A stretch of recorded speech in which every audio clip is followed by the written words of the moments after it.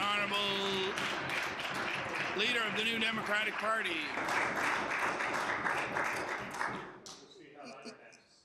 Yesterday, Mr. Speaker, I questioned the Premier about the profits that Nova Scotia Power has taken from the province since its privatization in 1992, and the Premier provided me a little lecture on the virtue of having a profit-generating private sector power utility in Nova Scotia. But, Mr. Speaker, I would like the House to hear the following quotation.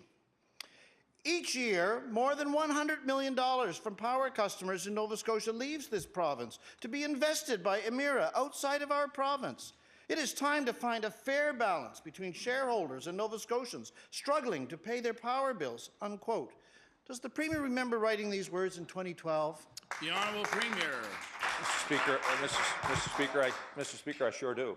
Mr. Speaker, that was at a time when power rates were being increased by over 30%, Mr. Speaker. On top of the fact, the last time the Conservative government was in power, Mr. Speaker, we've seen power rates go up by 40%.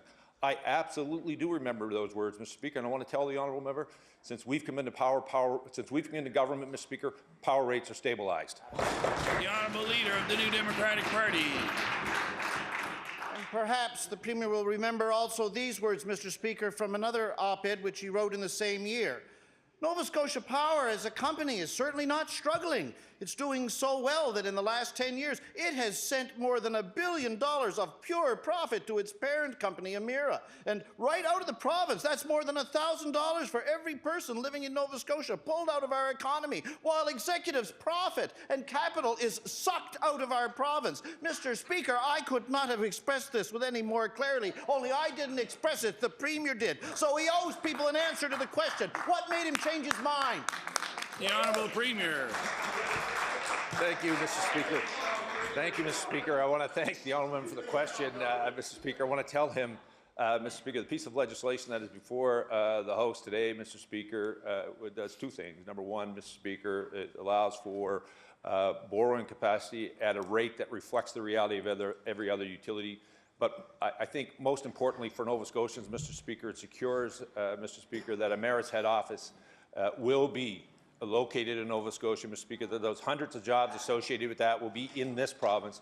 The investment, Mr. Speaker, those incomes will be spent in this province, Mr. Speaker. That is a way for us, Mr. Speaker, to ensure that Nova Scotians become the major beneficiary of that investment. The Honourable Leader of the New Democratic Party.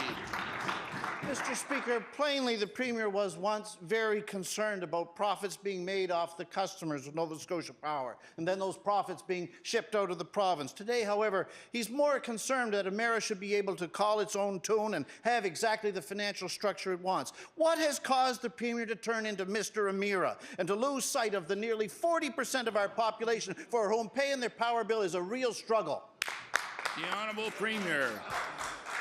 Speaker, I want to thank the honourable member for his question, Mr. Speaker. What I want to tell the honourable member, in 2012 and 2013, I, like many Nova Scotians, Mr. Speaker, were offended by the fact that consecutive governments allowed power rates to escalate at 40 to 30% in their terms.